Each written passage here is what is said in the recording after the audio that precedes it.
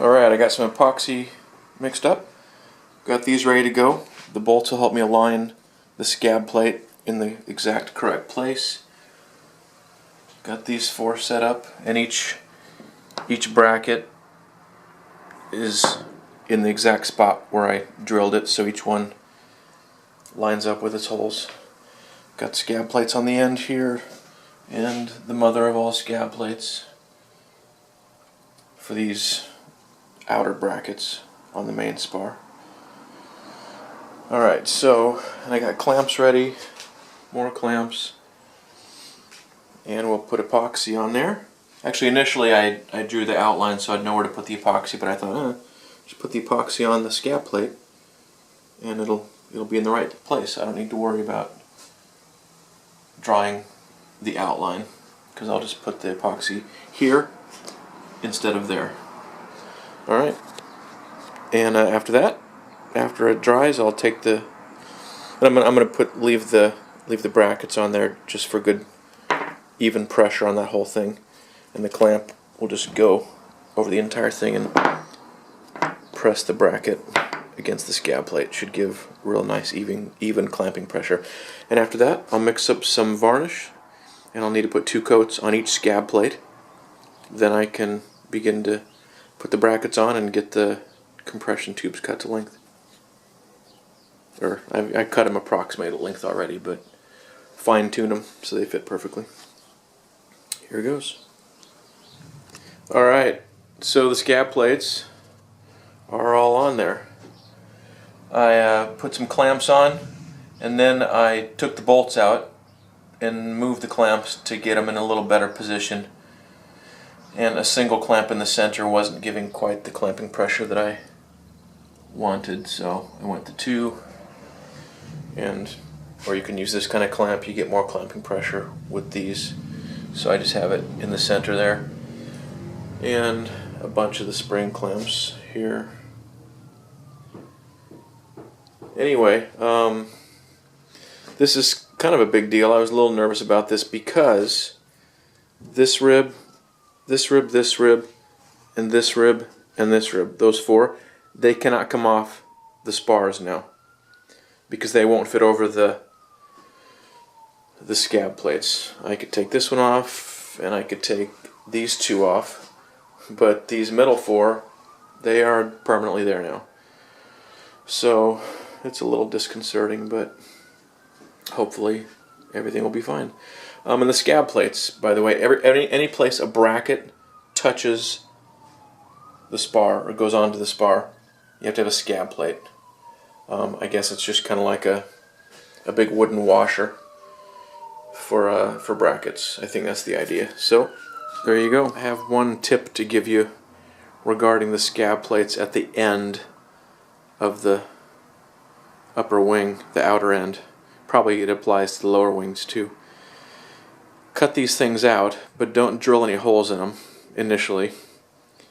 Wait until you get the ribs positioned on the wing, and then scoot the scab plates right up next to the rib. Scoot one of them on there, right next to the rib, clamp it in place, and then put a transfer punch through the holes to mark where to drill them, then drill them. Otherwise you don't really know where to put them on the wing, but they should pretty much scoot right up against the rib after you get the rib positioned correctly. The plans don't really seem to say exactly where to place them. Actually, let me show you what the plans have. So the plans, there's one of the scab plates, there's the other one, that's for the rear rib, or the rear spar and the main spar.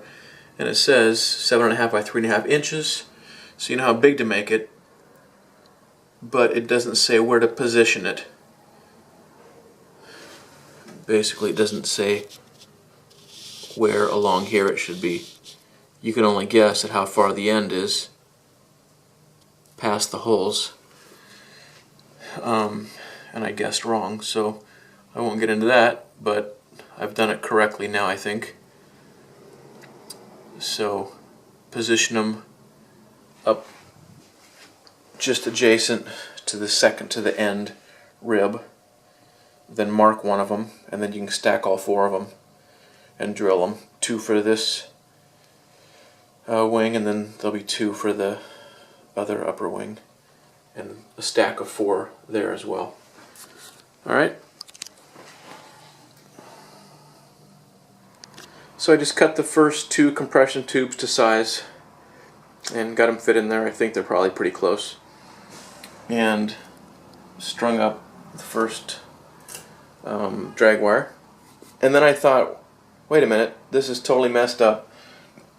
I'm going to have to remake all the drag wires and put a left-hand thread at one end, because what he says to do is take two of these nuts and screw them onto the wire to here and lock them together, and then you can take a little wrench and turn the wire.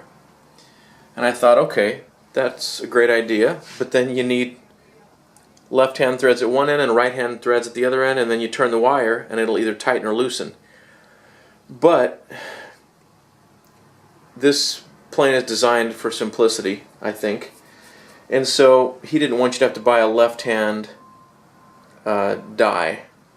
Your right-hand die is adequate. So here's the way it's supposed to work. I was about to go online and ask, but then it just popped into my head. You put two of those nuts here as well, just like where that one is, and lock them together. And then you leave them. You don't touch them. You put the 2 nuts there, where the camera is not focusing. Put two nuts there and lock them together. And then you put a nylon lock nut here. And you can't fit a wrench in either end.